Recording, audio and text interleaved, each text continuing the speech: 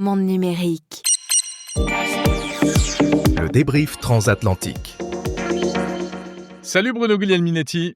Salut Jérôme Colombin à Paris. Eh oui, je suis à Paris, mais toi, tu n'es pas à Montréal comme d'habitude. Je te retrouve à San Francisco. D'ailleurs, c'est sympa, je te remercie, parce que tu es à l'aéroport. Donc, tu t'es coincé dans un coin, là. Voilà, donc il y a des petits bruits de fond, mais c'est ça qui est sympa. Je me suis aménagé un studio. Et pour ceux qui nous regardent en vidéo, eh bien, ils peuvent voir ton setup et ton beau micro. Bruno, bon, bah voilà, il faut qu'on débriefe toute l'actu de la semaine. Il s'est passé plein de trucs cette semaine encore, hein. Ouais, mais avant, moi, la grosse nouvelle de la semaine, là, oublie ce que tu as en tête. Là, ma grosse nouvelle, c'est toi qui te retrouves en troisième position d'un palmarès d'influenceurs tech. Qu'est-ce que c'est, cette affaire? Ah, tu veux qu'on parle de ça? Ben oui, ben oui. Ouais, c'est gentil. Non, mais bah, écoute, oui, je me retrouve 3e du, palmarès, des meilleurs influenceurs technologiques de France, Bon, le Tito Tech 500, voilà. Alors, ce qui est drôle, c'est que je suis derrière Arthur Mensch, le patron de Mistral, et Xavier Niel. Alors, ça me fait beaucoup rire. ben, c'est une bonne compagnie, ça. Et c'est eux qui doivent Voilà. être heureux. Mais tu sais, au-delà de ça, je trouve intéressant parce qu'en fait, il y a un rapport, voilà, qui a été fait, il y a toute une étude et ça montre, en réalité, il y a beaucoup de gens parmi, parce qu'il y a pas que moi, hein, il y a Non, un non, top ben, 50 français, peut-être, il y a il y ouais. a il y a plusieurs et cetera, voilà, je suis devant Thomas Pesquet. Et et en fait, ça se base sur un peu nos activités sur les réseaux sociaux, les médias et cetera. Mais il y a beaucoup, parmi tous ces gens qui sont là, des gens qui sont des, comme toi et moi, en fait, des gens qui ont des médias personnels, on peut appeler ça comme Mhm, ça. mhm. Beaucoup de podcasts, beaucoup de blogs, des newsletters et c'est un peu le triomphe de de ces médias personnels, en fait, aussi que consacre ce palmarès et c'est là où je trouve que c'est plutôt intéressant. Voilà. Ben, bravo. Enfin, moi, je trouve ça important de mentionner. Bah, écoute, merci. Donc Bruno, tu es à San Francisco. Alors, il faut que tu me dises ce que tu fais actuellement à San Francisco. Écoute, je me suis perdu. J'ai ouvert Tu une t'es porte. ah, tu t'es perdu, ouais, d'accord. Non, sérieusement, c'est, Amazon qui, m'invitait, j'étais pas tout seul, hein, on était probablement une centaine de journalistes, Mmh. pour, venir, c'est une vitrine sur la recherche et le développement, que Amazon fait annuellement. Moi, c'était ma 3e, 4e édition, enfin, et l'idée là-dedans, c'est de permettre aux gens qui suivent la tech et qui s'intéressent particulièrement à Amazon, de les suivre un peu dans leur cheminement. Tu te souviendras, l'an dernier, je te donne un exemple très concret. L'an dernier, Ouais. je m'étais époumoné devant, les outils qu'on mettait en place pour faciliter la vie des livreurs et le meilleur Mmh, exemple, mmh, c'était mmh. le camion qui était équipé d'un laser et qui pointait les colis que le livreur devait prendre juste avant de sortir de son véhicule pour aller livrer. Ben, imagine-toi Ouais, je me donc que souviens très bien. ouais, ben, imagine-toi donc que maintenant, puis ça, on en avait déjà parlé, ils ont, investi, énormément de sous dans le développement de lunettes, mais de lunettes, branchées et intelligentes qui maintenant permettent, en temps réel, aux livreurs d'avoir toute l'information. C'est-à-dire où il sera il y aurait presque plus besoin de regarder son tableau de bord et son GPS, là. Alors, il a l'information Ouais. en temps réel sur, c'est des méta, display plus, plus, plus. Alors, il a toute l'information pour se rendre au domicile et une fois qu'il se retourne pour voir les paquets, la paire de lunettes scanne tous les paquets et lui indique quel paquet il doit prendre, confirme qu'il a pris donc parce que ça communique, ces lunettes-là communiquent au central d'Amazon, si tu veux, et donc communique l'information Ouais. comme le livreur a pris le paquet et là que le livreur sort du véhicule et à partir de ce point-là, il lui donne tout le chemin, tout le circuit à faire pour arriver à la bonne porte. Ça veut dire Waouh! vraiment là, c'est du Google Maps, mais de trottoirs et de petits chemins pour rentrer chez les gens et ça va jusqu'à la fin. Bien évidemment, là, une fois qu'il arrive à la porte, s'il le livre, au pied de la porte, ben, il y a une photo qui est prise et ça s'arrête là. Sinon, en Mmh. chemin, s'il y a des obstacles, s'il y a des chiens méchants, je déteste ça parler des chiens méchants parce que à la base, les chiens sont très gentils, mais disons qu'il y en aurait un là, qui serait échappé, ben, ça va lui indiquer de faire attention parce qu'il y a un hasard et l'information, elle n'est pas simplement pour lui. C'est aussi probablement pour, c'est envoyé à la centrale et si un prochain livreur qui passe dans le même édifice, il va savoir qu'il y a un chien méchant qui est dans le coin parce que les lunettes vont les avoir D'accord. détectées avec l'heure. Donc c'est de numériser toute l'information qu'un livreur a accès. Et là, bien évidemment, ben, ça, ils ne l'ont pas dit, mais ça, c'est moi qui pousse l'enveloppe un petit peu plus loin. Je me dis, avec toute cette acquisition d'informations-là, t'imagines que la prochaine étape, c'est de mettre ça dans un robot. Le robot va Bah, bien savoir ce sûr. qu'il faut faire, où aller, comment aller. Et puis, à partir de là, ben, c'est toute cette acquisition de données-là là, qui va permettre de pousser la robotisation très loin. Mais pour le moment, c'est porté sur le bout du nez du livreur. Et Ouais. j'ai parlé avec un qui l'utilisait au quotidien. Lui, évidemment, il trouve ça formidable parce que ça facilite sa vie, c'est beaucoup moins stressant. Un peu comme le Donc laser c'est dans le camion lui permettait ouais. d'avoir une confirmation de ce qu'il doit aller porter. Là, on lui simplifie la vie. Là. Il a son assistant personnel qui lui dit va à gauche, va à droite, et puis il y a du pointage là, dans la lunette. Donc, il a le chemin, il a la carte en 3D. C'est vraiment impressionnant. Donc ça veut dire que c'est déjà déployé, en tout cas, aux États-Unis? Oui, aux États-Unis, le déploiement commence. Évidemment, la personne avec qui je discutais, moi, c'est un des livreurs qui a travaillé à la création de ça. Mais là, ils sont en déploiement à travers les États-Unis, puis probablement qu'idéalement, évidemment, là où les législations le permettent, ils pourront utiliser ce type de lunettes-là. Bruno, il y a toujours plein de robots chez Amazon? Il y a des nouveaux trucs en matière de robots?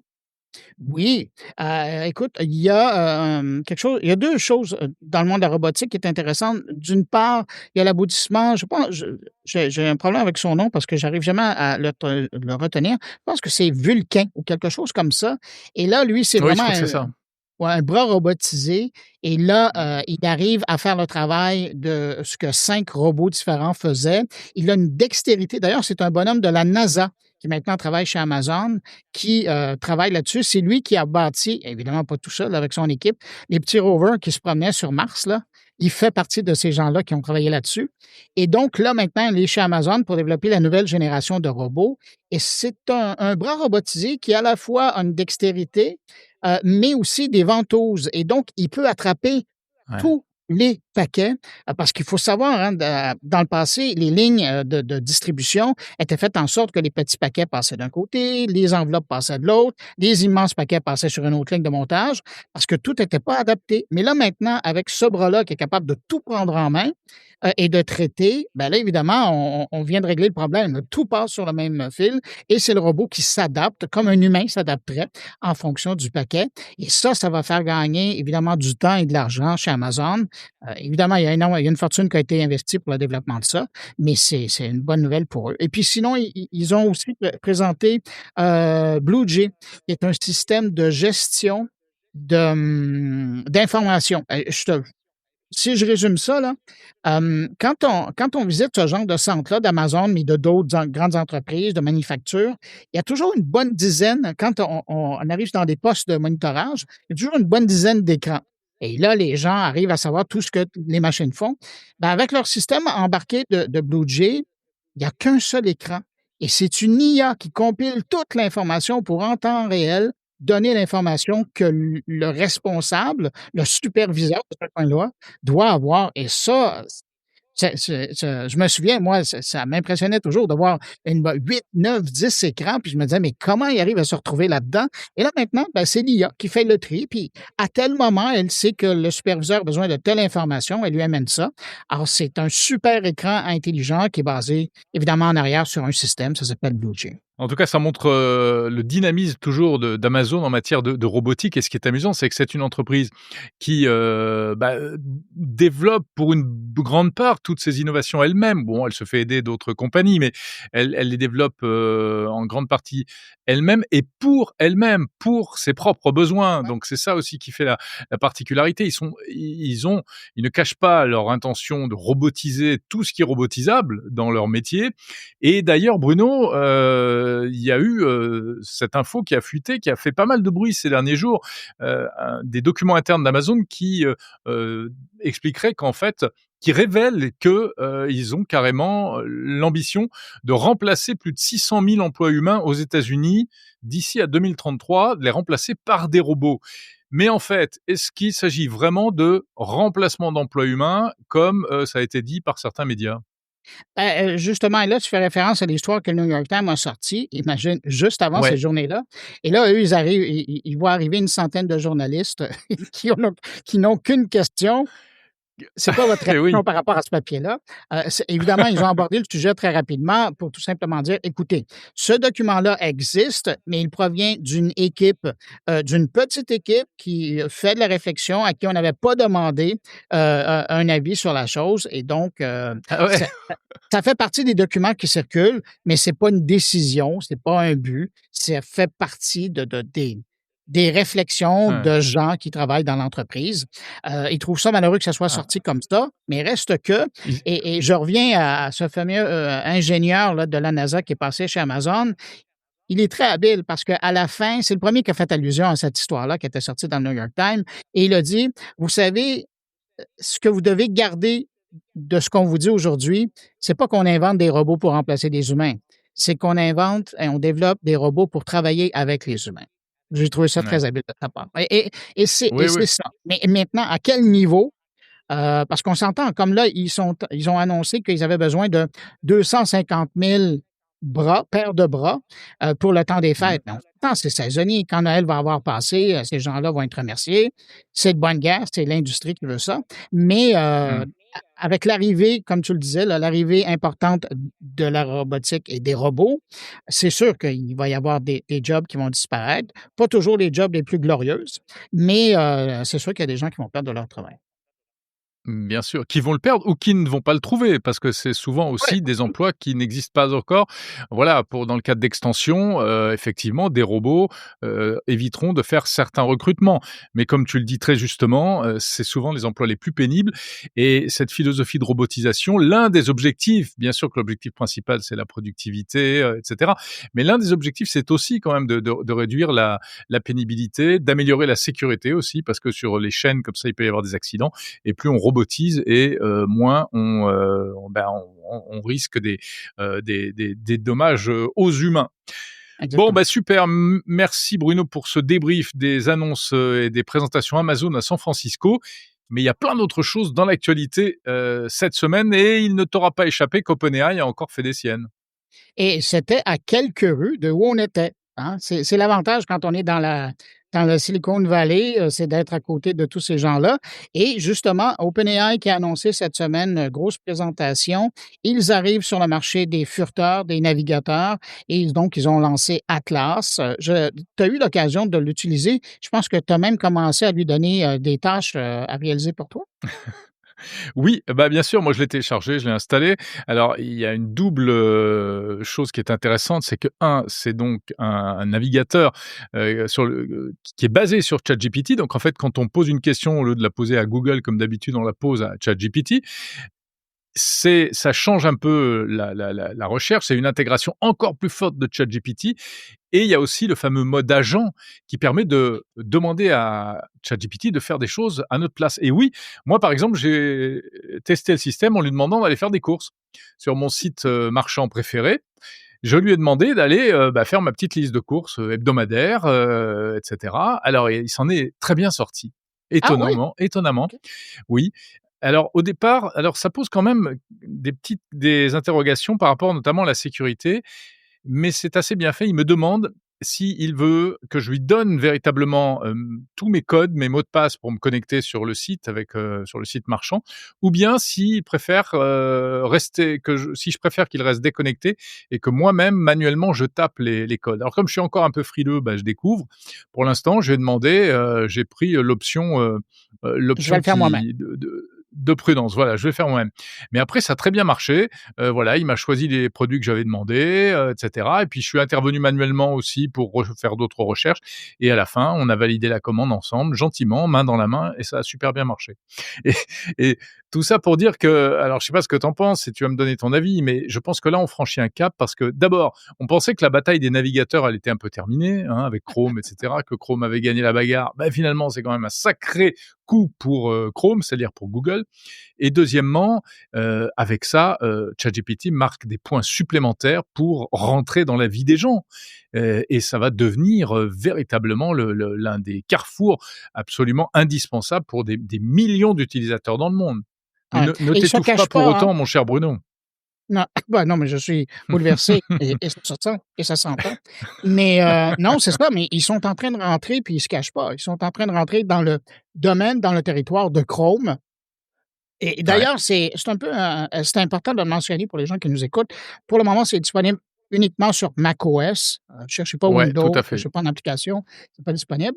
Mais, quand on installe ça, on a à la fois, en tout cas sur Mac, on a l'impression que c'est presque un Chrome parce qu'il nous invite, hein, à importer nos signets de Ouais, Chrome des et favoris. donc Mmh moi, mh, à un mmh. moment donné, j'ai vraiment vérifié, j'ai est-ce que je suis vraiment sur Atlas? Parce que j'avais presque Alors l'impression d'être en environnement de Chrome. mais c'est normal parce que c'est basé sur le même moteur, hein, c'est, Ouais, Chromium, je crois, hein, ouais, qui exactement, ouais. sert à plusieurs navigateurs.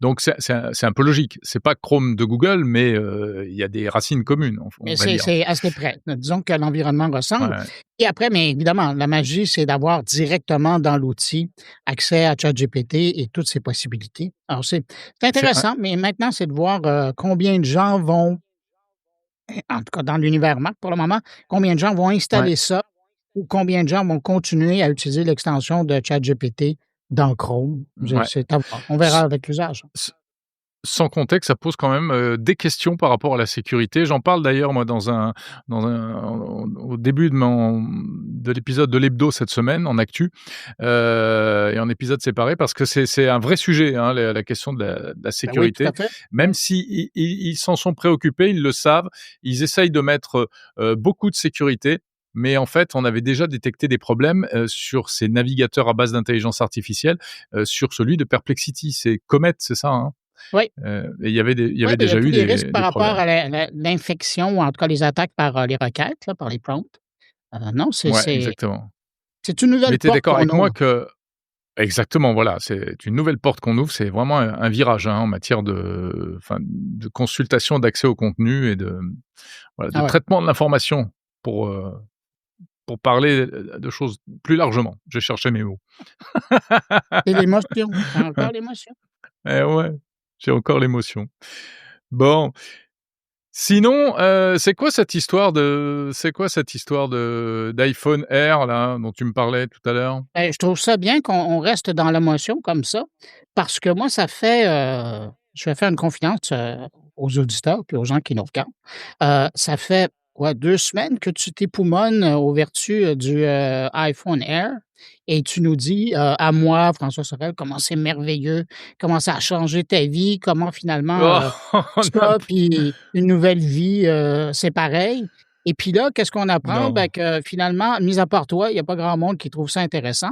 Et là, ben, il diminue, il réduit de façon très importante la production parce que ce chef-d'œuvre, rencontre pas son marché et donc, ben, Apple a décidé de réduire la production des iPhone Air, qui est probablement trop en avant de son temps, et de miser plus sur l'iPhone 17 et le 17 Pro.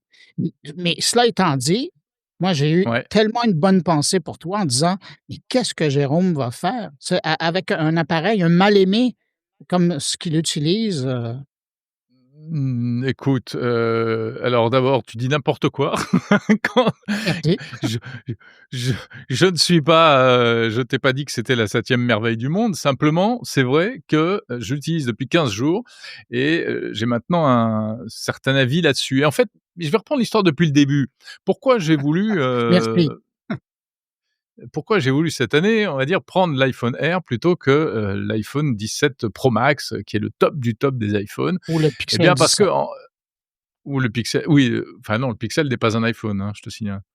J'ai dit le top du top des iPhones, j'ai pas dit des Ah OK, smartphones. d'accord. Ah le Pixel non, non, le Pixel, c'est chez Google, c'est le tien. Tu es en train de te mélanger là, ouais.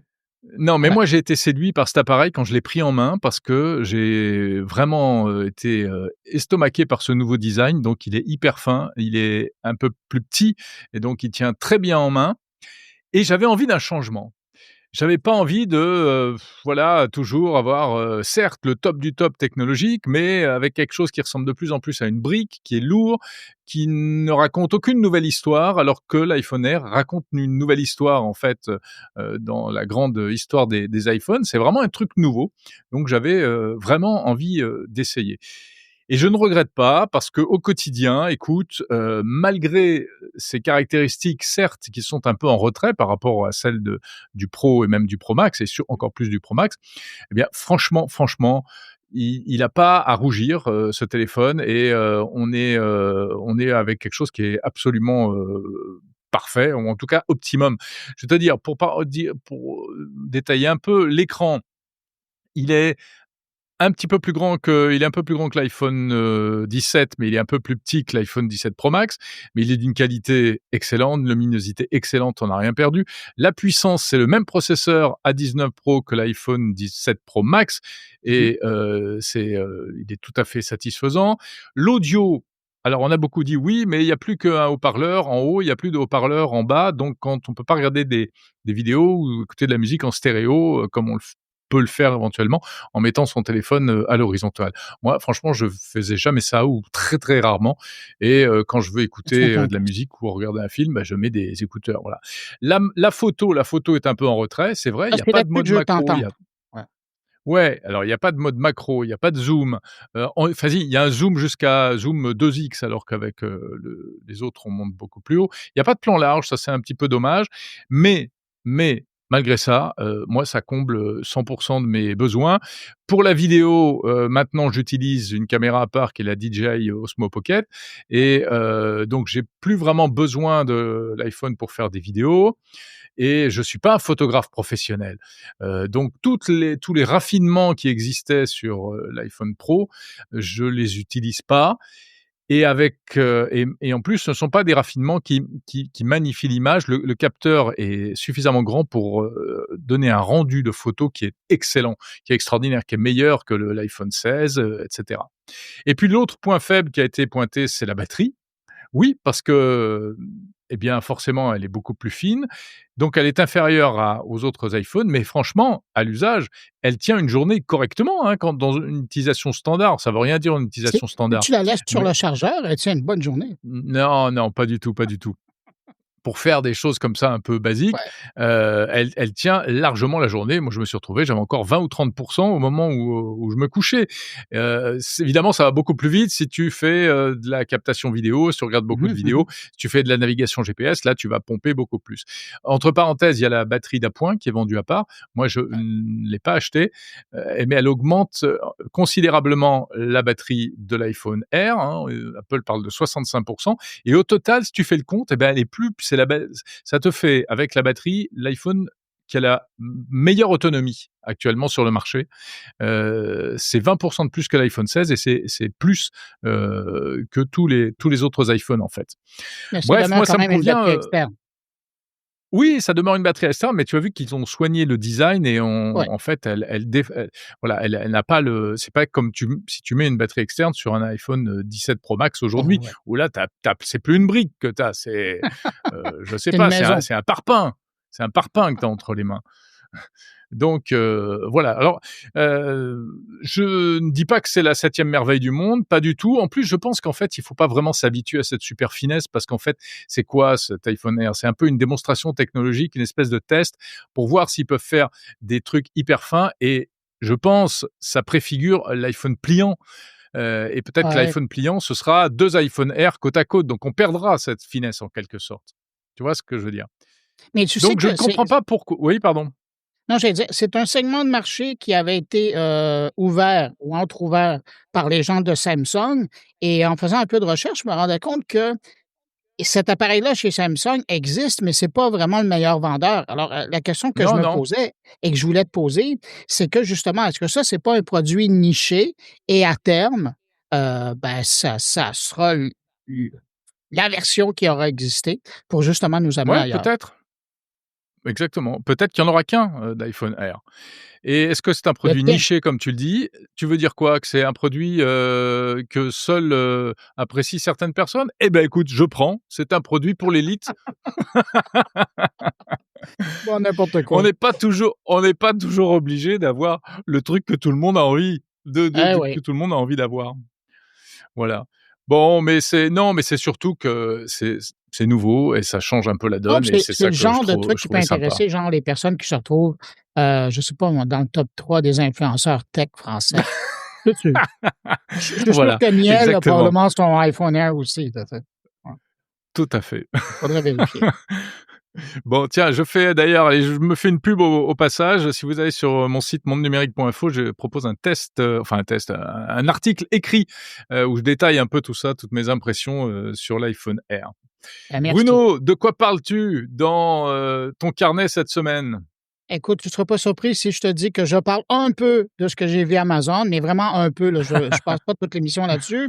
Ouais. Sinon, ben, je me promène un peu, je parle du, nouveau casque de Samsung avec, Nicolas Lelouch, qui, a suivi l'histoire de très près. Ça aussi, ça va faire Mmh. jaser et ça, c'est un, Vision Pro Killer qui vient de tomber comme ça. Ouais, 50 tout à du fait. prix de la version de la grosse pomme, et qui donne un accès à un catalogue de contenu vertigineux si on le compare à celui qui est disponible chez Apple avec le Vision Pro. Ça, c'est intéressant. Alors, Nicolas en parle. Et puis, sinon, ben ici, là, je me promène un peu dans l'actualité québécoise, puis j'ai mes collaborateurs qui sont là aussi pour venir me parler de leur actualité. Et toi, Jérôme, de quoi tu parles cette semaine?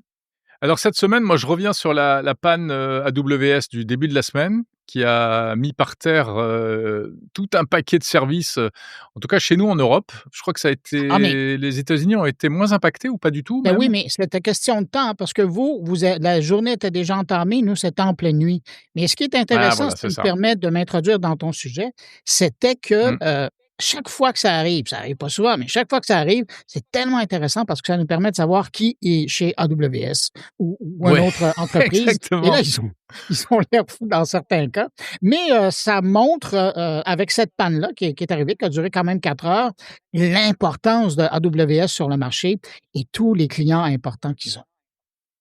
Et oui, ça prouve toute notre dépendance. Alors justement, on Oh, en parle avec Luc Julia, qui, évidemment, comme d'habitude, papy ronchon, ne mâche pas ses mots et nous dit tout le mal qu'il pense de notre dépendance aux technologies américaines et notamment à AWS. Et Luc puis Julia qui est, de passage au Québec cette semaine et je le salue. ah bah, écoute, Ouais. bah, salue-le et puis, va boire un verre avec lui si tu le croises. Et puis sinon, je parle en fait d'intelligence artificielle, à la française, mais c'est le sujet dont je t'ai déjà parlé la semaine dernière que j'ai pas pu diffuser finalement. Je m'intéresse à QTI, ce laboratoire d'intelligence artificielle, qui est basé à Paris, qui avait été lancé par, Xavier Niel, entre autres avec, Eric Schmidt et Rodolphe Saadé. Voilà, où en est QTI? Sur quoi travaille-t-il? J'ai rencontré Patrick Pérez, le directeur du centre QTI et c'est super intéressant. Et donc ça, c'est à écouter sur mon numérique, ben, cette semaine. C'est à écouter dans Monde Numérique cette semaine, dans l'hebdo et ensuite en épisode séparé long format et même en vidéo sur la chaîne YouTube de Monde Numérique. Voilà mon cher Bruno, merci d'avoir passé ce petit, moment avec moi depuis, San Francisco. Ne rate pas ton avion, s'il te plaît Non, je m'en et vais, je suis puis juste à côté de la porte, je vais le prendre, ça l'embarquement commence dans 10 minutes, tu vois, hein? parfait, tu es un garçon très organisé, j'en doutais pas. Allez, je te salue de San Francisco, de la Silicon Valley et puis on se retrouve, j'allais dire presque en studio la semaine prochaine. Salut. Salut Bruno, à la semaine prochaine.